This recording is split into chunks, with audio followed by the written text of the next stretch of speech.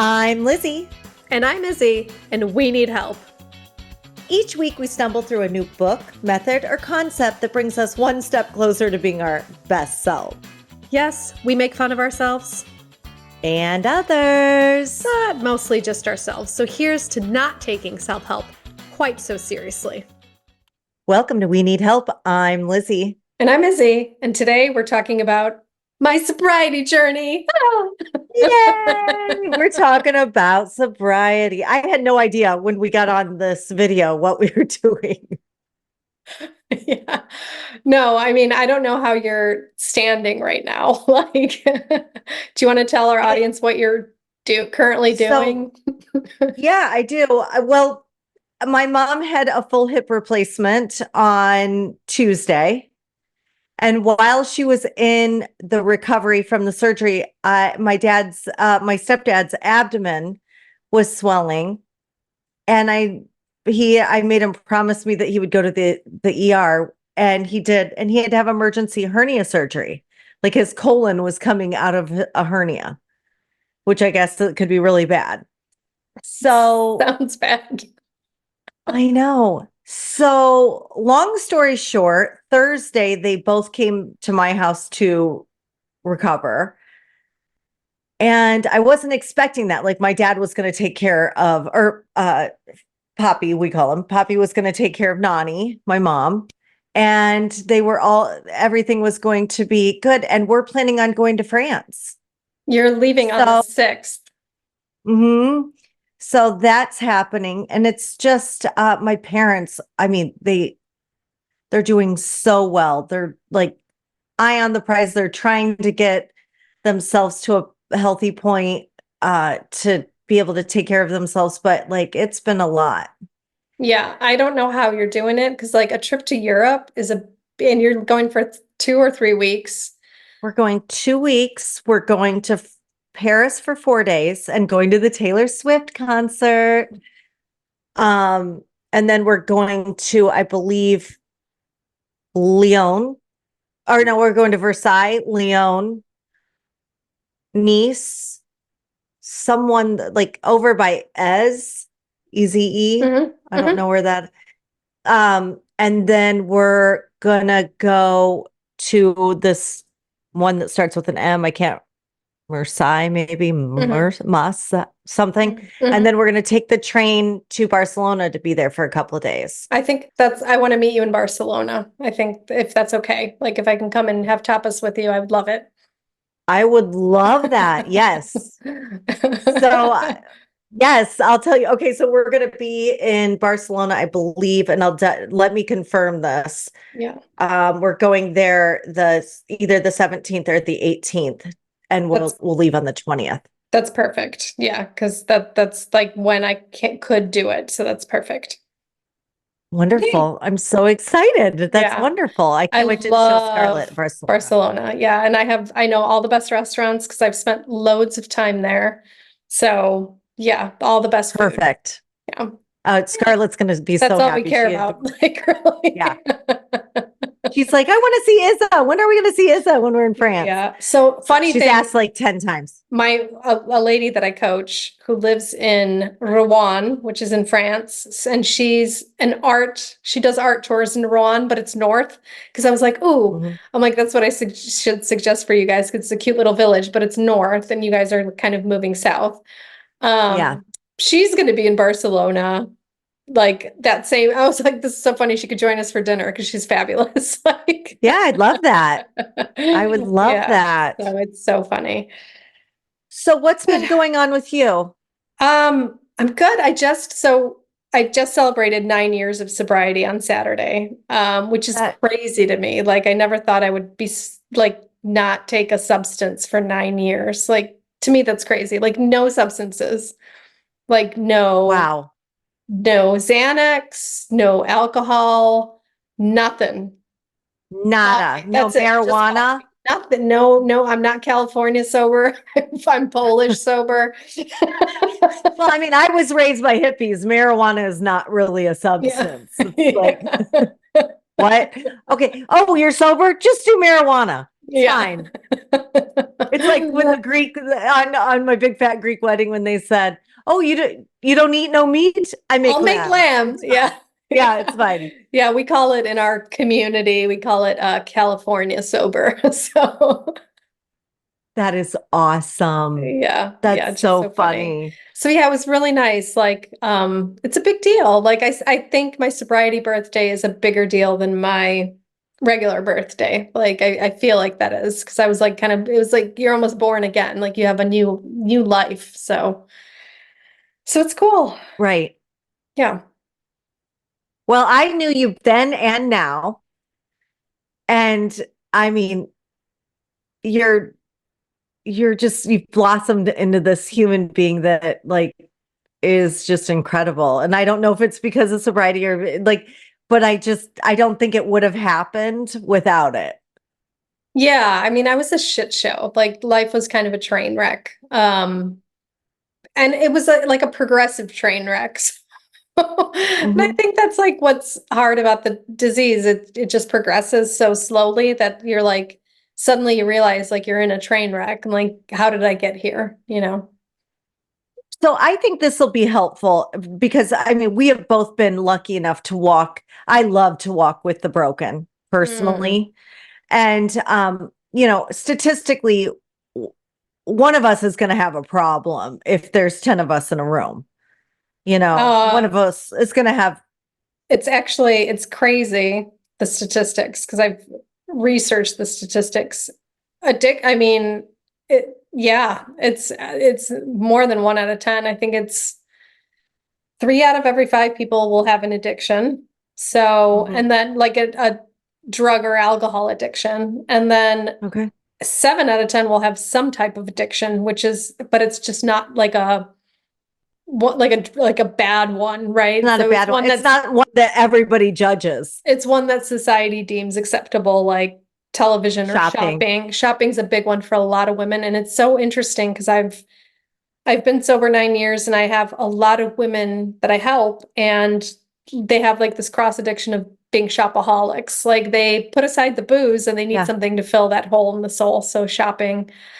What's really sad is 95% of addicts don't make it. So they either end up, prematurely dying or they die of an overdose or they kill themselves. It's not, the odds are not in anyone's favor with addiction. That is worse odds than Vegas. It's really bad odds. Yeah. That's such a shitty thing. And I got to say, like my mom, and she wouldn't mind me talking about it. My mom wasn't or is an alcoholic, and um, the way people treat her is so fucking horrible and judgmental and awful, and the way her family has treated her, and the way that it makes me sick. It Yeah. makes me sick the way that our society treats addiction. It's awful. And I just it disgusts me. It's really bad. And because there's just the stigma around it that it's a choice, and it is in a way like you do choose, but then the addiction lies in the same part of your brain as like the urge to go to the bathroom. I mean, that's where it is. So it's just a very strong, it's something really, really strong. And you see it, you see people choosing alcohol over their children, over their spouses, over everything else. And why would anyone choose that?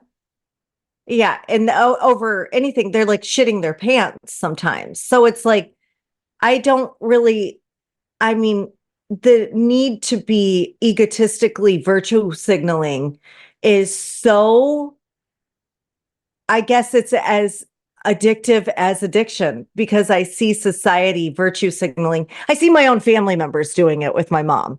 Like Mm. like, you know, it, just to feel better about they feel better than somebody who's an addict when I almost, it's, it's really disheartening. I think it's a societal problem on a big level, Yeah. the way that we treat people at their weakest. And I can tell you, I've seen people in addiction at their bottoms, their rock bottoms, there is nothing weaker. And I'm going to tell you, if you're a Christian or anything like that, you better get your fucking shit together treating people like shit when they're there. Well, End. to All be right, I'm done. fair, Christians have helped. Like, so the 12-step meetings that I go to, hospitals were turning like I love the history. I love the history of AA. I love the history of I love the history of the fellowship. And um they tried to have meetings in hospitals. Everyone was rejecting them. The only people that allowed them to have meetings is the churches. And Okay. so I gotta have like loads of respect for the churches Okay. because they were being turned away by hospitals. They were being turned away everywhere except the church. Because a lot of people are like, why are meetings in churches all the time? Church basements. That's why, because Because churches are nobody else would. nobody else would. Nobody else. Yeah. So yeah, there's a wonderful history of she's a nun. Her name is Sister Ignatia. And I just read a little bit of history about her. She's Polish, by the way. And Of course she is. All yeah. right. Of course. One of the founders of Alcoholics Anonymous, like he was in Ohio and he was trying, like he was contacting hospitals and he was, saying like we're helping people recover and they're recovering and like it's amazing. And everyone was like, no, get away. Ew, no. And she was like, okay, let's go. Like you can set up in our church, like we'll give you a room, like Wow. you could just pay pennies, whatever. And so that was and through her, because she allowed this room to happen, 5,000 alcoholics recovered. So it was just like, Wow. and then I she just got came the chills. 5,000, and she came to one of the conferences and she got a standing ovation and she said, I take no personal credit, which again, like Which is, that's lovely. again, Yeah. yes, that's Yeah. who you should be. Be Yeah. like Sister Ignacio or whatever the hell her name is. Euthanasia. Sister Euthanasia. So a 12-step program AA is how you recovered, right? 12-step program. Yeah, that's how I Or recovered. you recover. Yeah, That's yeah. how you recover. You're That's how I never fully. recover. Yeah, you're Okay. never, I think that's the issue a lot of the times with, and I have nothing against any kind of rehabs. I think whatever works for you, go with it. Like, I'm not one of these like bashers of a certain way because I know that people get like that. I'm open to whatever works. This is just what happened to work for me. I tried everything else, nothing else worked. I did the rehab thing. I think I went to 6 different rehabs. And the reason it didn't work for me is because there was no continuance. It was like I was in rehab. I Okay. thought I was cured. I left. I was feeling good for a few months and then it creeps back in. And Well, this is, whenever I go to anywhere, I'm a different person. Like if I go to a resort, yeah. you should see me. I'm a totally different person. And then I make all these like wide, broad statements of who the person I'm going to be when I get home. And then I end up being my exact self. Yeah. Yeah. So it's hard to maintain something like that. Yeah. And this is, I think, 12-step fellowships get a bad rap. But I think for me, it was there's a lot of smart things about it. Like one thing being it's a daily thing. It's a daily reprieve contingent on maintaining a certain attitude on a daily basis. So it's not like I can stock up on sobriety and then the next week do nothing and feel fine. Like I just have to practice certain things every day. So Okay. that's been proven, by many psychologists now, like tiny habits, Right. doing certain things to make yourself feel better. And that's the whole Well, way. an addiction it kind of like, it's like the devil. It whispers in your ear and says that you're alone. And then if you go to those meetings, you realize that you're so not alone. And in fact, it is so wide, it's the most widespread disease possibly out there. Right? Yeah. Yeah. And I think you're absolutely right. Your disease wants you locked in a room alone, feeling hopeless, surrounded by bottles, dead. Like that's it. Right. Yeah. Wants to kill you. Yeah. And I think it's really interesting. But it grabs hold of you. It It grabs hold of you does. before you even know it. Like, I mean, our society is like, oh, let's have a cocktail, let's have a drink. And all of a sudden, like for some of the moms here in Naples, sorry to call Naples out, but like, I mean, they're not afraid to have a white wine 9, 10 o'clock in the morning. Yeah. It's like before you know it, it grabs hold of you and you need it every single day Yeah. to And be right. it's interesting because not all heavy drinkers are alcoholics. So there's just a certain, sometimes heavy drinkers could be heavy drinkers for a while and then just say, oh shit, I'm, overdoing it, and then just stop. Whereas alcoholics, they can't stay stopped. So they will stop for a while and then they'll always end up going back to it. You told me you think I'm a heavy drinker. I think you were a heavy drinker. I don't think you are a heavy drinker Now I'm anymore. not. Now I'm Yeah. not. But I'm saying when you told me that like once, and I remember thinking, yeah, I think she's right, because I couldn't imagine doing it every day. I couldn't imagine but I mean, I'm not a heavy drinker anymore at all. Yeah. I drink like once a month now, but because I can't handle it. Yeah. But tell me what happened to like get you to the point. I mean, you always say this and I love it. We move at the speed of pain. So like, tell me what were your thoughts? You don't have to share it if you don't want to, but like, what was the end? Like, where you were just like, what were your feelings that said, okay, I'm fucking done. I'm going to do something. I don't like this. Yeah. It's Uncle. weird. What made you say uncle? It's weird. And I think, in 12-step fellowships, they talk about a higher power a lot.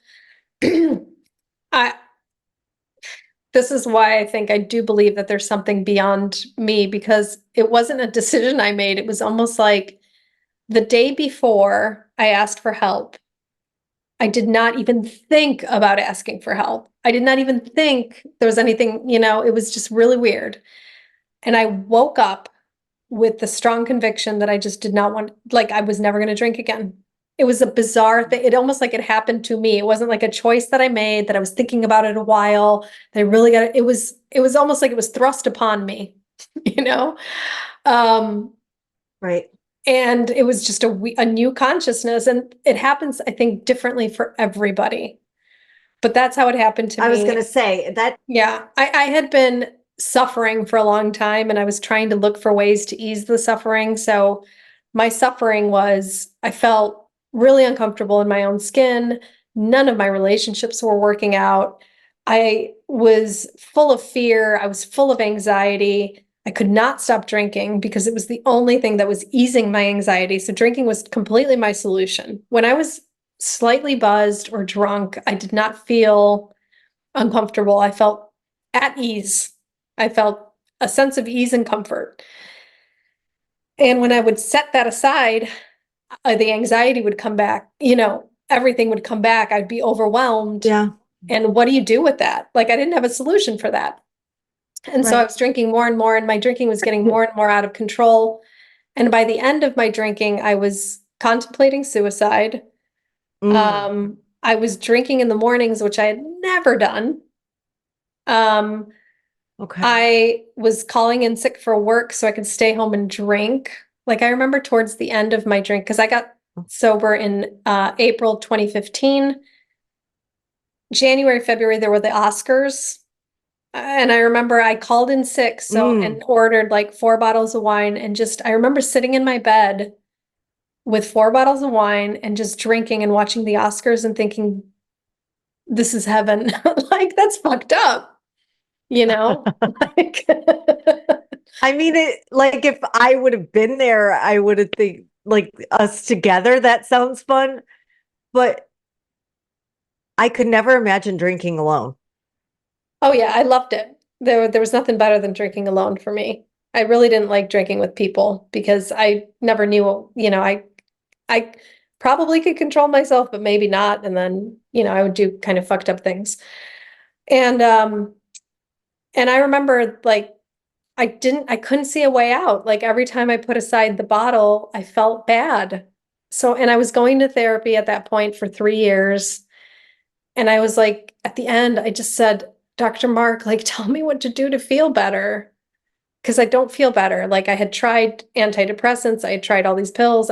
He was diagnosing me with borderline personality disorder. I got all the books. I was throwing myself into this therapy. I remember your BPD era. Yeah. I remember your BPD era. Yeah. It's like Taylor. Yeah.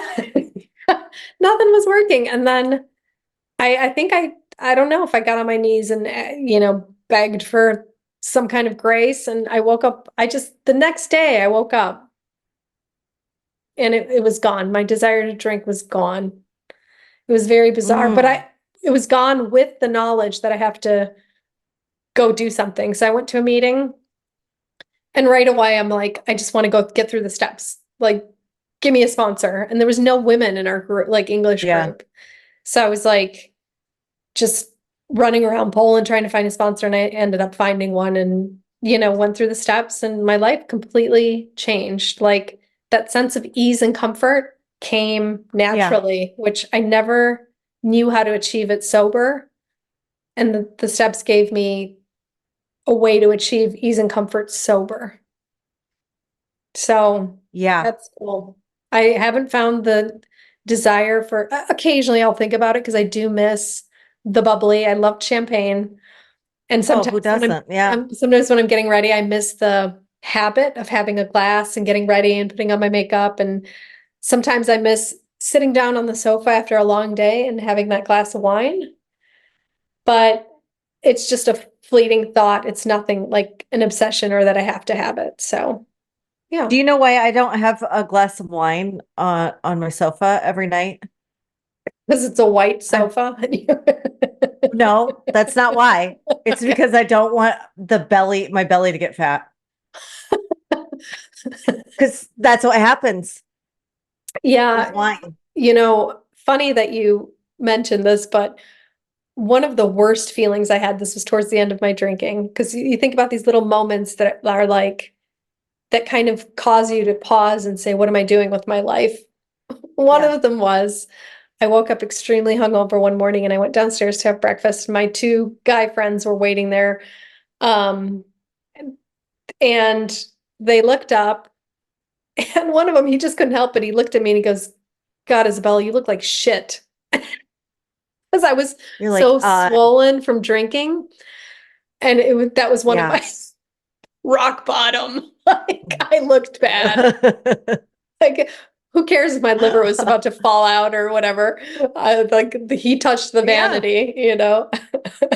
Yeah. That's why I continuously tell people that's why we have vanity to Yeah, save us. I agree. It can save you if you let it. Like let it be your savior. Don't fight it. Yeah. Run towards it. Towards it. Run towards your vanity. Ah. Hey guys, remember to go to We Need Help, the podcast for all different kinds of stuff like our swag. You can find the episodes, you can find the books that we're focusing on, all the methodologies. Please go to We Need Help, the podcast today and enjoy the rest of the episode. Yeah. So, okay, so you got in there and I know that you're so active in that community and I know it's like we're not I know with Dak Shepard, like I listen to his podcast all the time and we talk about it a lot. Like you're not like it's an anonymous um group. So like you're not allowed to like say tell anybody is there, this, that, and the other thing.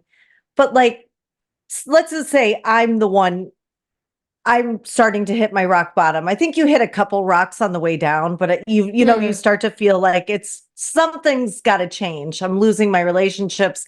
I'm mm. losing my work. I'm this, that, and the other thing. What the fuck do you do? Like when you've shit your whole life, shit the bed of your life, and it's time to make a change, you just walk in there? You just walk in and you will be taken care of. But it's also important to find the right like the right meetings. They say in 90 and go to 90 and 90. That's not just to get 90 days like under your belt. It's to see different meetings because Okay, so you go to 90 meetings in for 90 90 days days straight. you do. Okay. And just get a sponsor, get somebody a sponsor is somebody who takes you through a program. Get one that's like fucking rocking it. Like mine Yeah. is busy helping others. She's active. I'm like, okay, she's the best one. Don't get a fucking, this is what people I know, they get like another loser. And they just go, I heard many times like, oh, my sponsor relapsed. Like, what? Like, So when we were buying her a yeah, pony, my one friend came over and we were looking at a young pony. yeah, And Scarlett was on her. She was only 6 years old. Like she was like, didn't know anything. And she goes, honey, green can't teach green. yeah. So I think it's really important to get somebody not that you like. Like I've noticed that, like, you don't necessarily have to like the person. You have to respect them Yeah, and respect their sobriety. it's not even, I don't even think it's about time of sobriety. I think it's about active. Like, are they working it? Are they doing it? Are they enthusiastic about their Yeah. sobriety? Because I know I had 3 months sober and people were asking me to help them because I was so enthusiastic and I was doing the damn thing. Mm-hmm. Not to say everybody has to be like that, but it's a 5% success rate. And there's a saying that, what was it? 5% of the people in the fellowship do 100% of the work. And Okay. that 5% stays sober. Okay. So it's about getting active. It's about you get a service position. It sounds all overwhelming right now. If you're shitting the bed right now, get your ass in the chair. That's it. Okay. That's all At you the have to meeting. do at the Go to meeting. the That's meeting. all you have to do in the beginning. Okay. To Okay. maintain in the beginning, that's what you do. To maintain later, like You get just us walk fun. in there You and just sit walk in down and sit down and and people should take care of you if it's a good meeting. If they don't come up to you and say, hi, how are you? Are you new? That's just go find just another go to the meeting. next one. Yeah, just Just go go to the to the next one. next one. Yeah, there's plenty of Okay. them. Like you're spoiled for choice. There's Yeah. loads meetings everywhere because people will be like, I tried AIDS or I tried, whatever. It's not for me because they did one or two meetings and they didn't like them, so they left. Don't do that. Try 90 and 90, right? Try. Just go Okay. for 3 months. It's just, or whatever, at least 30. Yeah. And that's it. But Like it that's the literally is one start. day at a time. You're supposed to go every day. Just go every day. Every day, put at least as much time into your sobriety as you did into your drinking. Yeah. How I many mean, hours a day did you drink? How many hours a day did you nurse hangovers? How many hours a day did you worry about your lies and lying to your family and manipulating people? Count the number of hours. And and so you'll see it's not even equal. Because you're like, I no. don't have time to go to meeting every day. Did you drink every day? Yeah, I drank every day. My mom was bullshitting like 43 hours a day somehow. Yeah. Like when she was in the heat of her addiction, she was bullshitting. She added on hours of the day to bullshit and Yeah, like she'll say it. She was like, and like it's true. it is Yeah. really I'm I'm so glad we're covering this. So like a couple more questions. So you Yeah. go in, you sat down Yeah. and somebody comes and helps you. Somebody should. And Yeah, then they will come and somebody should. If it's, they'll come, and if not, then just get to another meeting. But like I know in the beginning people are scared to go up to people and say I'm new and whatever. You don't have to do that. You can just sit and listen. And there's a saying, look for the similarities and not the differences. okay. Well, yeah, and So I think people get caught up on that God thing because you need a higher power. But yeah, I've actually listened to a lot of people on different podcasts, and they yeah. said, just believe that there is something else out there. You don't have to name it. This is the question that I always, for women that I'm helping who have a hard time with this issue. I ask them, do you think you are the greatest power in the universe? And they have to think Okay. about it for a second, which is hilarious. Yeah. No. Okay, so you think there's some kind of power that's bigger than you? Yeah. Okay, The end. the end. That's all you need to know. So I work with a lot of women that are atheists. Here's what they use as their higher power principles: the principle of honesty, love, tolerance. I like that. Be guided by principles. Okay. Would the ultimate love, the ultimate honesty, is this aligned? be guided by that. Okay. Another woman that I help, she is guided by her imagination of the best version of herself. Oh, So when she needs help, she asks the best version of herself, okay, what should I do here? And then she thinks, what would the best version of Anna do? okay. The best version of Anna probably would not call her toxic ex, Right. probably. So then that's her guide. Oh, I love So that. yeah, I there's might use lots of that. I ways mean, that, I believe in a higher power, yeah, like seriously, like yeah, I do. yeah, But I might actually refer to the best version of myself. It might just be easier in the small decisions. it is. Yeah. And that's it. Yeah. That's all you need. That's all you With really the need. And I think people get, you know what, if you're got strength enough to argue, you're not done yet. I was right. totally Ooh. done when I came in. I was like, whatever you want me to do, I'll fucking do it because I cannot live this way anymore. If you still got strength to argue with about a word, then you're not Yeah. done yet. Go back out and drink, right? Right. So I'm not saying the 12 steps are the end all be all because there's lots of other methods. Maybe go Okay. find one. I couldn't find it. I believe me, 12 steps were the last house on the left. It was like the fucking last thing I wanted to do. I did everything else and nothing else worked It for seems me. like a lot. Yeah. It seems like a lot. 12?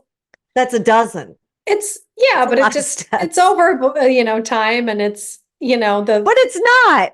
yeah, A lot of them are just what normal good people should do. What are yeah. the steps? So first step one is you admit you're powerless over alcohol and your life has become unmanageable. So Okay. powerless over alcohol means when I'm taking a drink, I have very little control of how much I end up drinking, right? That's what Okay. alcoholics, I try to control it and I Yeah. can't. So that's what powerless is. Okay. Powerless is you're on your second glass of wine, you think, I'm going to stop it. I'm going to stop at the third glass. And then when you get to about the end of the second, you think three is a really stupid number. I want to go to, and you just continue on, right? And all of a sudden you're like a bottle and a half in and Yeah. you're passing out in front of your children. Yeah, exactly. And that's the thing, that's the insanity of alcoholism is you think, and in all earnestness, when you start, you're like, I'm just gonna have two. And it never is because something happens in the physical sense. It's called the phenomenon of craving, where you start and it kicks into your brain more, which explained to me, I didn't know that. It explained to me why, when I was standing at the bar, so shit-faced that I couldn't stand, somebody slid over a shot of vodka, and it was almost like I was a robot. I would just take it. Most Yeah. people would be like, I'm done. I'm about to puke. I would take it every Yeah. time. Yeah. So a lot of people say alcoholism is a disease of fear. If that were true, my fear is gone by the third glass of wine. I no longer Right. feel fear. I'm feeling great. Why the Right. fourth, fifth, sixth, seventh? Why the It's a third bottle? craving of some It's a sort. Yeah. craving. It's not about the fear. Yeah. Right. So, I yeah, we should teach about addiction and alcoholism in school, in my opinion. yeah, absolutely. I mean, do you remember Dare? Of course I Dr- did. I Drug. got to tell you the story of my dare. My I mean, we were surrounded by drugs and when you are poor, people do drugs. Yeah, The dare guy came and my mom's best friend's daughter was in there and of course they bring out the bongs and they bring out everything and she stands up, just narcs her parents out. She's like, we have one of those, we have one of those, we have one of those. little narc. Well, Little hilariously narc. enough, I remember the cops coming and they had a suitcase and they would show us everything. And I remember thinking, I can't wait to do those. I'm gonna do it. I'm I going to know, do I thought all of too. those. I couldn't So, wait. I was like, that yeah, sounds cool. yeah. Um, drug awareness resistance education, dare. They Yeah, did more to sell people drugs than they yeah, did to, yeah, I was like, I'm gonna be cool. Like, the drug dealer. Cause in the videos, they were always the cool ones. They were the drug cool. They had dealers. the like leather jackets and they were hot. I was like, yeah. Oh my God, they were so sexy. I was like, I'm Yeah. gonna get myself a drug dealer and I'm gonna do drugs. Yeah. That's hilarious. Yeah. So yeah, step one, powerless over alcohol. And then the second part of step one is we admitted our life was unmanageable, meaning every time I try to manage my life, every time it goes to shit, meaning I got to fire myself as the manager. This isn't working. Every time I try to manage my drinking, it's not working. So that's where the unmanageability is. And once you've fully accepted step one, you can move on to step two, meaning if I am powerless, step two is we believed that a power greater than ourselves could return us to sanity. So there's kind of two things to the step. I'm insane. I can't stop drinking. My life is shit. Right. Do I believe a power greater than myself, meaning something outside of me can return me to sanity? Okay. Not God. It doesn't say God. It says power greater than myself. So a power greater than me could be a program. Do I believe a program could return me to sanity? Do I believe steps can return me to sanity? Do I believe these suggestions from these fine people in the fellowship can return me to sanity? Maybe I don't believe, but here's how you start to believe. You just start fucking doing it. But I like what you said. Yeah. I like what you said. Like, okay, if you're like still have it in you to argue God, higher, like all this, everything, you're probably not done yet. You're not really like rock bottom yet. Keep arguing. Keep arguing. Keep arguing. Keep Exactly. doing it. Yeah. And then the power, my step two, believing that a power greater than myself could restore me to sanity, was I came into the rooms, I started doing all the suggestions. I got a service position, a sponsor, and I started feeling better, which was amazing to me without a drink in me. So that was the first time ever that I felt better without booze in me. So I started believing that a power beyond me can help me. That's it. Okay. That's step two. Just by doing the work. Yeah. It's just putting the fucking, there's a great speaker in the rooms, and he talks about the steps being like in an invisible boat, and you have to start rowing for the boat to appear. Yeah. And that's sort of like, we as alcoholics, we want to see the prize first before we do any work. But well, really, the real world is about manifesting. Yeah. So everything. Yeah. So it's about, you put in the action and then the prize comes. Right. Right. Step three is, this is where the God comes in. You turn your life, your will and your life over to the care of a higher power, which everyone's like that. Oh, they take one look at that and then they're like, I can't. It's just about turning your thoughts and your actions on a higher plane. Because you're not doing a good job. Meaning, am I thinking according to some principles? Am I acting according to some principles? Doesn't have to be God. It could be principles. It could be a higher self, whatever it is. So is my thinking and my actions, the way I'm living my life, aligned with good, with love, with truth, with honesty, with being a good person? That's step three. Okay. And then step four is you write all your resentments. You do a sexual inventory. You do a What's a sexual inventory? You write out all your partners in your past, like loves, everything, and you look at it from the perspective of, how did I use this person to feel better about myself? Okay. You write out everyone you've ever been mad at in your life, and you look at, why was I so mad? Because I felt threatened, because I was afraid, because of my ego. Step five is sharing that list with another human and talking about it and seeing like how dominated you are by these resentments, and this sense of being right and your ego. And then steps 6 and 7 is about kind of releasing that and acting opposite of your character defects and your resentments. So, showing up with love instead of hate, right? I love if you're that. jealous, act in an opposite way. If you judge somebody, think of 3 nice things about them. Like you practice doing the opposite. So it's retraining your brain to be somebody who shows up in light instead of shows up in darkness. Exactly. Yeah. And, for people who believe in God, it's about, asking God, hey, I'm resentful. Can you remove this for me? And really often the people that I have a resentment to show up in my life in different ways. And I have to get through that resentment. It's really interesting. And then step seven is just kind of a prayer to ask the universe to help you in being a better person. And then steps 8 is making a list of everyone you've hurt. And step 9 is that amends, where you meet with them and it's not about I'm sorry. It's about making amends. So it's about mending that relationship. So it's about saying, I fucked up. I'm owning it. Here's your $50 back. It was wrong. This is how I want to make it right. If you have anything to say to me, I'm here. So it's about, mending that. And should you pay people back for the money you've stolen from them at that point? You do. Yeah, always bring the money. Always bring the money. Yeah. And,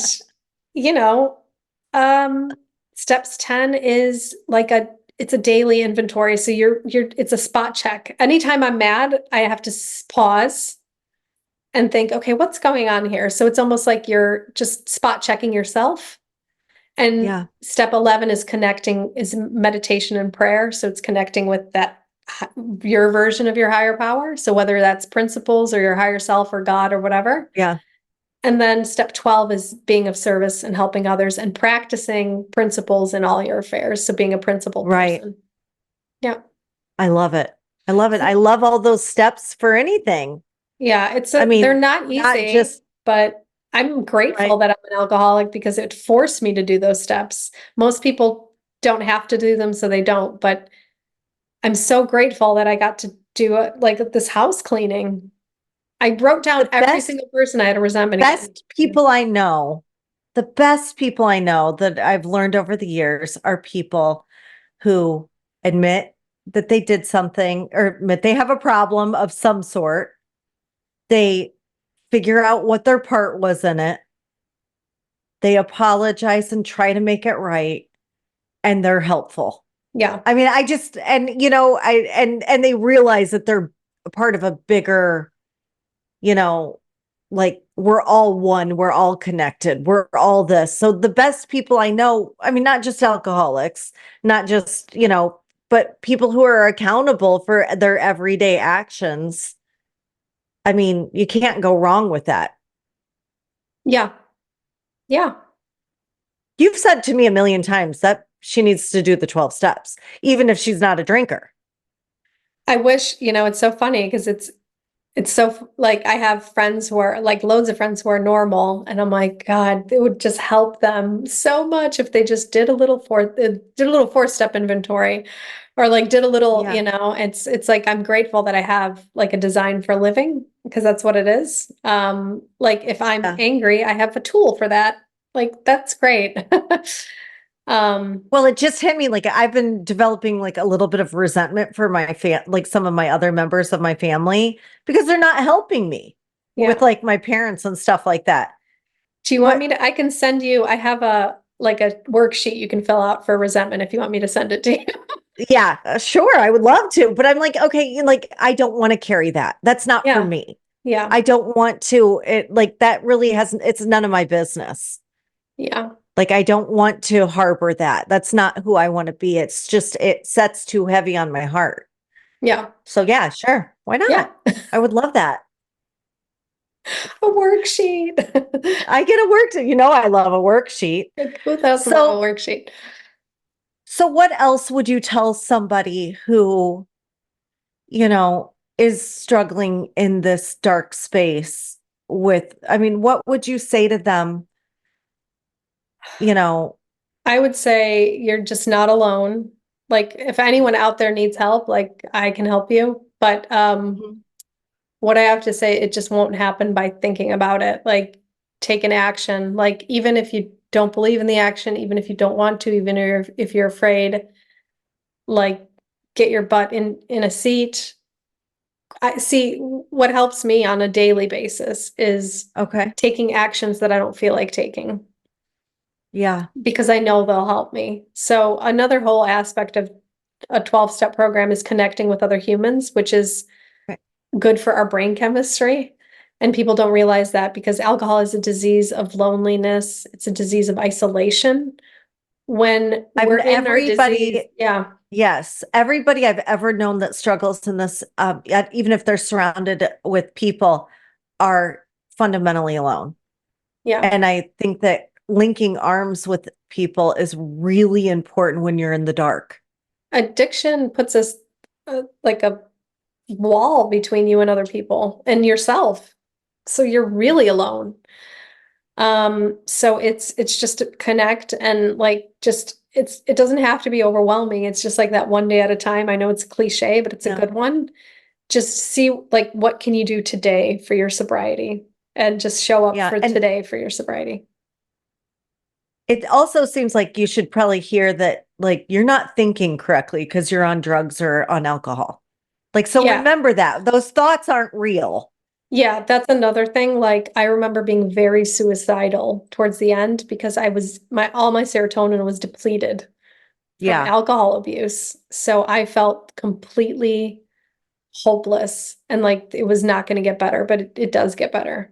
Like it Yeah. really does It's because not I was real. like, I was at the bottom, like contemplating suicide, and today I like have a very good life. So You do. You have an amazing life and you have a great podcast partner. It's like, I mean, it wouldn't happen if I was drinking, I'll tell you. Yeah, no, it wouldn't happen because I would just be like, you know, I cannot drink yeah. before this podcast. We usually do it at 9 o'clock my time, but don't. Okay, I gotta go because I'm driving somebody to one of those meetings and she's here. I love So it. Okay, well, I love you. I love you Thank you so for much. sharing, and we'll see you next Thank Tuesday. you. See you next Tuesday. Bye. Bye. Thank you so much for joining us this week on We Need Help, the podcast. Make sure to like, subscribe, like again our YouTube channel, our Instagram, follow us wherever you can. It really, really helps us out and ensures that you won't miss any future episodes. So, yep, thanks to you, we can keep going. We'll see you next Tuesday. See you next Tuesday. Love you. Bye. Bye.